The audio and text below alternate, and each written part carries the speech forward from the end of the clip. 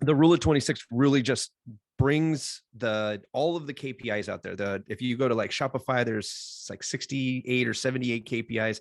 Go to HubSpot, they tout 38.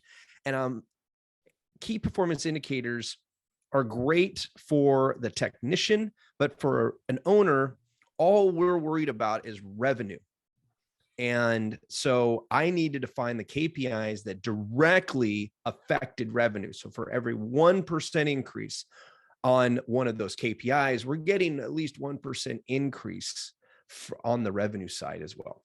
All right. So the rule of 26 states that if you increase your unique traffic by 26%, the conversion rate from your website, 26%, and the average lifetime value of your clients coming from your website, 26%, you will have a compounded outcome of 100% more revenue coming from your website. I like that. I don't know anybody who wouldn't. Right. So let's jump into that. Let's go step by step. Let's jump into like the first one. Actually, let's go backwards. Okay. I should wrote this book the other way around. The more I talk about it, the more the last one is the quickest way and is it has the most impact on everything else. Okay. So, and I'll preface that with, if you don't have traffic, then start with traffic, because you need traffic to kind of push these other two. Okay. But if you have traffic and you don't have conversions, then you want to go to conversions. Okay. But part of your conversions is your lifetime value. Okay. So what are you offering? Are you charging enough? My fitness coaches never charge enough. Like even my premiums can charge more. And when you talk about 26% difference, say you're at $100 an hour for your one-to-ones. Okay. Yeah. Today with inflation, you're going broke. You're not making enough money. You don't have enough hours in the day to make a good living.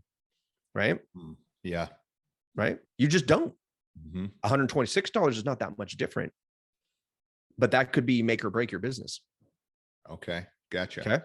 So we got to take a look at that. Now, say you're already charging $200 an hour. You are a premium specialist, $250.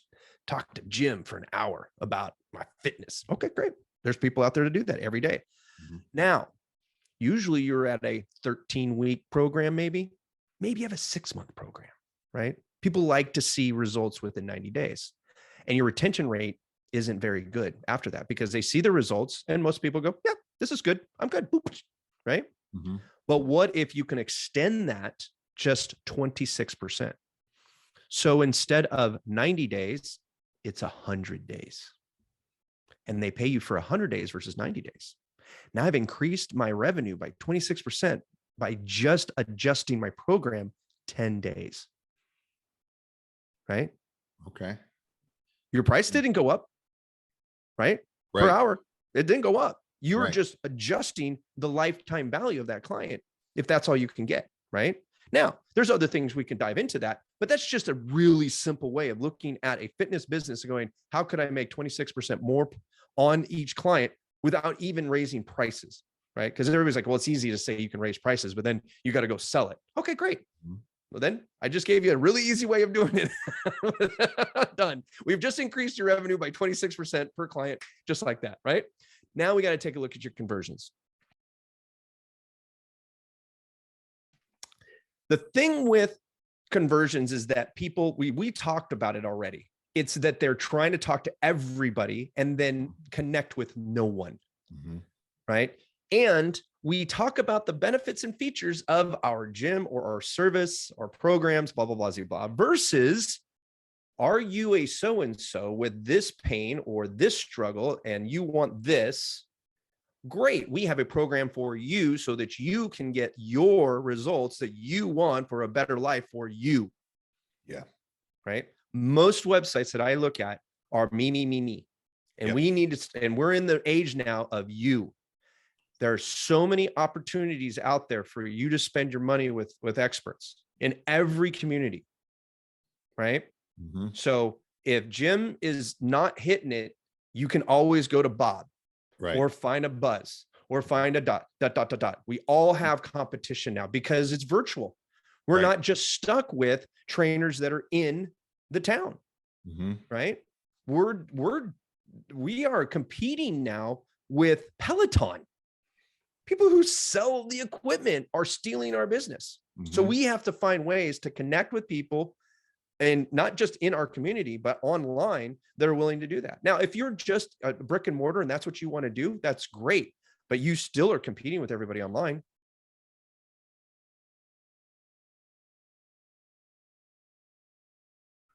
To get out of your head, you need to talk to your best clients, right? So people always ask us, so if I need to target, who do I target? And a lot of people are like, they'll look at, well, what is the biggest swath of the market that I could attract? That'll be my niche, right? So what's the biggest niche out of all of those? Because I want that to chew on. Versus, who is your most profitable client? Who is the client that you look forward to working with every week or every other day, right? Who is the client that you would get excited when the phone rings, you can see them on the caller ID? What if you were able to clone that person? How much more profitable would you be?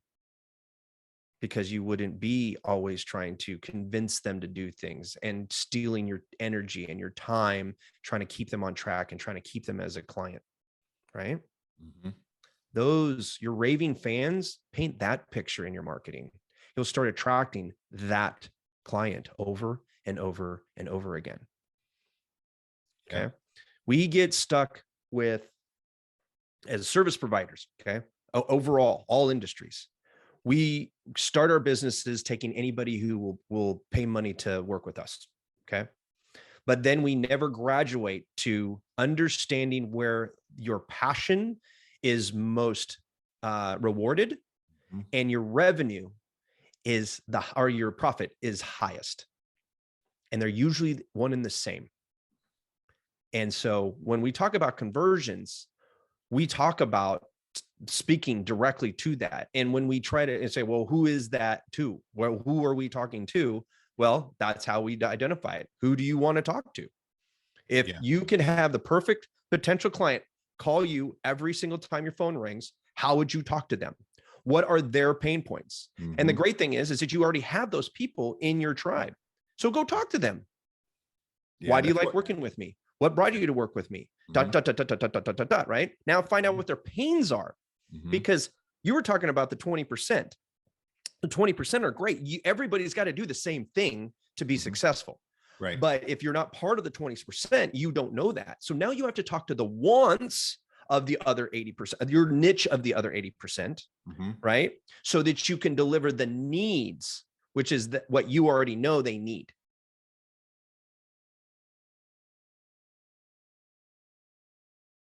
Right. But you can't tell them what they need. You have to show them what they want. Okay. Connect with what they want and deliver what they need. Stop trying to change people's minds in your marketing. You change their minds through the service, just as much as you're changing their body. Yeah. Right. It's like anything else, right? You articulate the pain points that resonates with them, and then you offer them a solution. Right. Like, oh, this is the place that's going to, solve this problem for me. Right. Yeah. Got it. 100%. Yeah. Yeah. And like you do that over and over with, when you are a generalist, you're solving a lot of different types of problems. So your efficiency is lower, which means your profitability is lower. So everything about niching, when they say niches make riches, it's operational and marketing. It's cheaper to market to a very few people compared to everyone. Right. Right. Coca-Cola spends, I don't know how many hundreds of millions of dollars they spend, but worldwide they spend over $100 million, hundreds of millions of dollars in marketing, because they want everyone to drink a Coke. Okay. You don't have that, and you don't need that. Yeah. Right? I heard somebody say, all you need is 1,000 raving fans. And sometimes you don't even need that. If you got a boutique studio, you probably need a couple hundred, and you don't have to be everywhere. You just got to be everywhere they are. And I recently hired a coach, and with his help, we did a survey, client survey, doing exactly what you said. We wanted to learn from our clients why they joined us, what they were looking for, what their pain points were, what we provided, what they liked, what they didn't. So we can put together a client avatar, exactly what you just said, of our most profitable clients.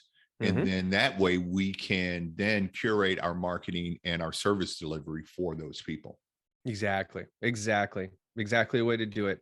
And once you understand that, then driving 26% more traffic is really easy, because you know how they talk, you know where they hang out, right? And you know what to say to get their attention. But the great thing is this: when you plug in the last 26%, you don't just get 26%, you get 48% more revenue. Got it. It's a compounding effect. So the first 26%, you are getting 26% more revenue.